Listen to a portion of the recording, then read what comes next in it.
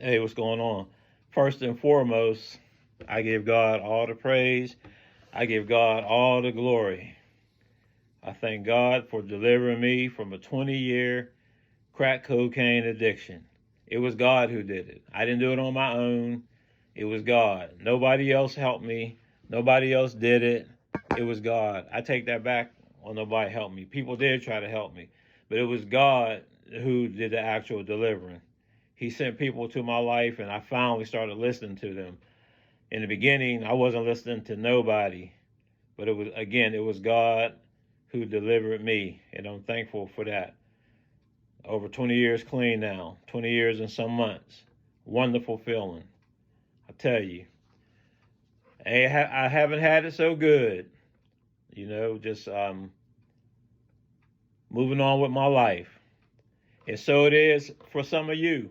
You may have one day clean. That's great. Keep going. That's okay. Don't take it for granted.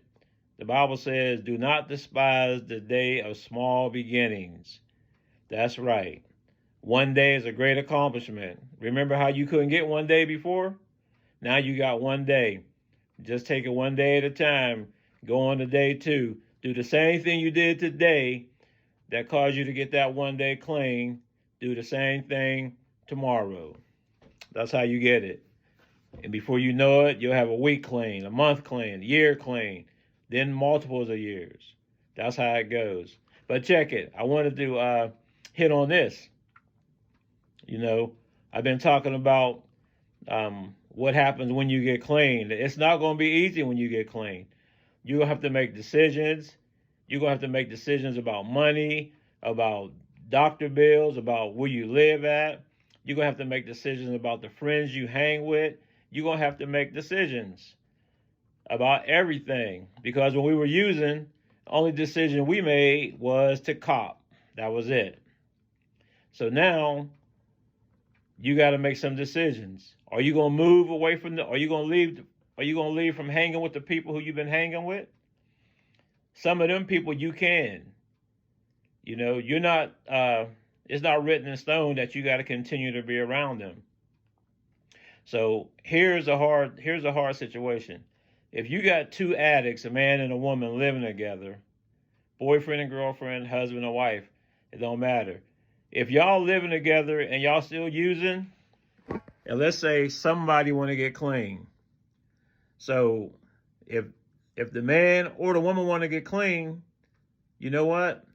Somebody eventually gonna have to make a decision to separate. If you're married, I ain't telling nobody to get no divorce, but if you're just dating somebody or that's your man or your woman, you're gonna have to make a decision. If you want to stay clean bad enough, you're gonna have to make a decision to possibly, no, not possibly, you're gonna have to make a decision to leave that relationship in order for you to get clean. You can't save him, he can't save you. And again, I'm telling you, I'm not telling nobody to get in a divorce as far as married couples. But I know my wife, she divorced me, but she wasn't using. But she still divorced me, and I understood why she used me. Excuse me. I understood why she divorced me. So, but I'm not telling you to get a divorce. But I'm telling you, if you are married, hey, and you and your husband is using, you and your wife is using, somebody gonna have to leave the house for a few.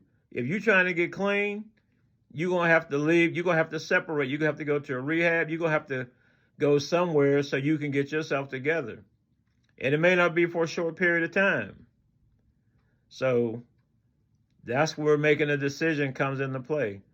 This is where the rubber meets the highway. If you really want to get clean, what are you willing to give up for it? What are you willing to do to get and stay clean?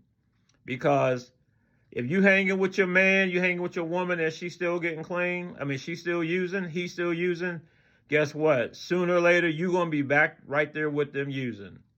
Facts. So some of y'all might not like this. That's okay. But it's fact. If you want to get clean, you got to remove yourself from the people, places, and things.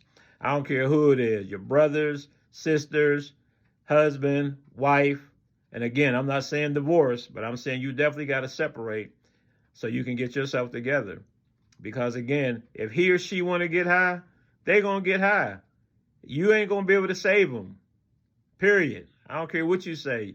You're not going to be able to save them. It's going to take the power of God to save them, to deliver them, and to keep them free from drugs and alcohol if they want to do it.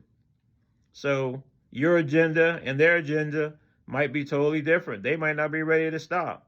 And if that's the case, hey, it's best for you to move on, get yourself together, and then maybe once you're together, what I mean by maybe and what I mean by together, you'll be able to go back to the place where God brought you out of.